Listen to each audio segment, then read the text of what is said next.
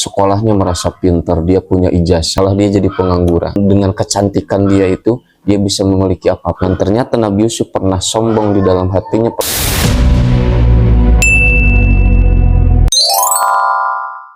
Saha nu teu apal ka Kangjeng Nabi Yusuf alaihi salam. Nabi Yusuf alaihi salam bin Yakub bin Ishak bin Ibrahim alaihi wassalatu wassalam. Nabi nu kacaritakeun paling ganteng, paling tampan, paling keren. Keren teh. Nabi Yusuf saking keren, saking gantengna, bahwa ternyata baheula kapungkur Gusti Allah nyiptakeun kakasepan eta 10 bagian. Kusima al hasanu asyarata ajzain. Allah nyiptakeun kana kagantengan, kana kakasepan, ternyata awalnya 10 bagian. Anu hiji bagian fa'ato an-nasa juz'an wahidan. Allah mere nu hiji bagian ieu dibagikeun, digaurkeun ka jelema. Ya termasuk ieu berarti nya saki ayana. Ieu dina nu satu bagian teh digaurkeun ka seluruh manusia di zaman Kangjeng Nabi Adam tapi ka poe kiamat anu sabagian. Sesana anu 9 bagian ternyata wa khassa Yusufa bitis atil ajzail baqiyati. Allah dikhususkeun ka Kangjeng Nabi Yusuf nu 9 bagian. Anu sabagian wae digaurkeun ka sakabeh jelema. Masih kena jelema ganteng, artis ganteng, para habaib garanteng, orang-orang Turki ganteng, orang Iran garanteng, orang-orang Afrika ya ganteng cok orang gitu mah Afrika. Tapi Kangjeng Nabi Yusuf membayangkan 9 bagian kakasepan, ketampanan yang Allah ciptakan, Allah berikan kepada Nabi Yusuf alaihissalam. Dan ternyata Nabi Yusuf pernah sombong di dalam hatinya, pernah ujub di dalam hati. Jadi diceritakan di sini, satu waktu Nabi Yusuf alaihissalam nadoro ila wajihi yauman fil mir'ati. Nabi Yusuf satu waktu melihat wajahnya, cara orang mengaca, fa'ajabahu husnuhu. Maka dia sendiri mengherankan atas ketampanan yang dia miliki, atas ketampanan yang telah Allah berikan kepada dia.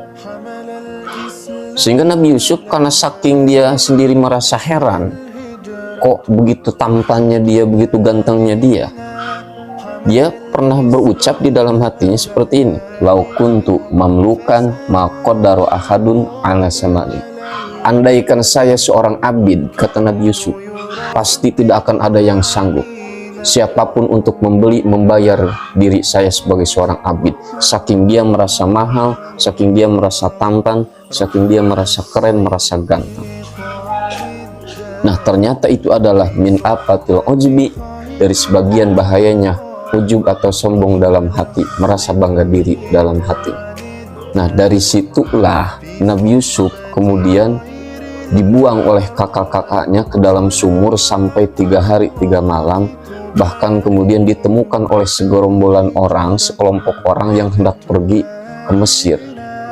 Di sana Nabi Yusuf dijual belikan sebagai seorang abid, bahkan dengan harga yang murah awalnya.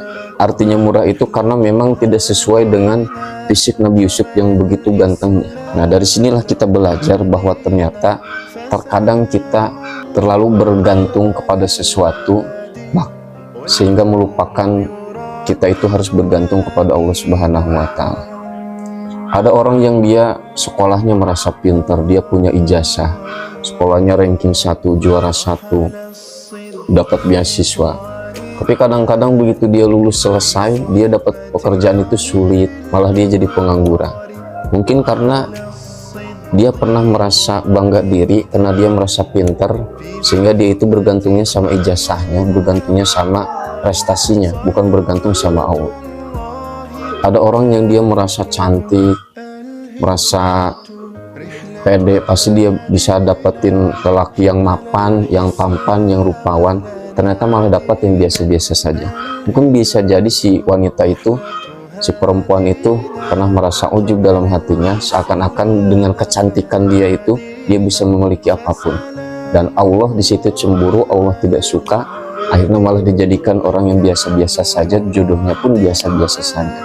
Jadi pembelajaran dari kita kisah Nabi Yusuf, bahwa Nabi Yusuf pernah merasa ujub, pernah merasa bangga diri dengan ketampanan yang dia miliki, sehingga Nabi Yusuf alaihissalam dijadikan seorang budak, seorang hamba sahaya yang diperjualbelikan ke sana kemari, bahkan sampai dipukuli oleh rombongan-rombongan orang yang pergi ke Mesir itu.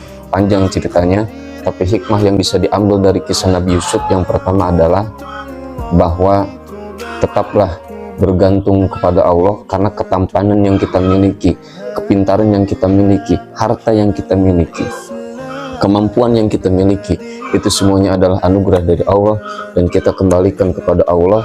Mudah-mudahan segala apa yang telah Allah berikan kepada kita, Allah memberikan kemanfaatan kepada hidup kita, kepada diri kita, untuk diri kita, dan untuk semuanya.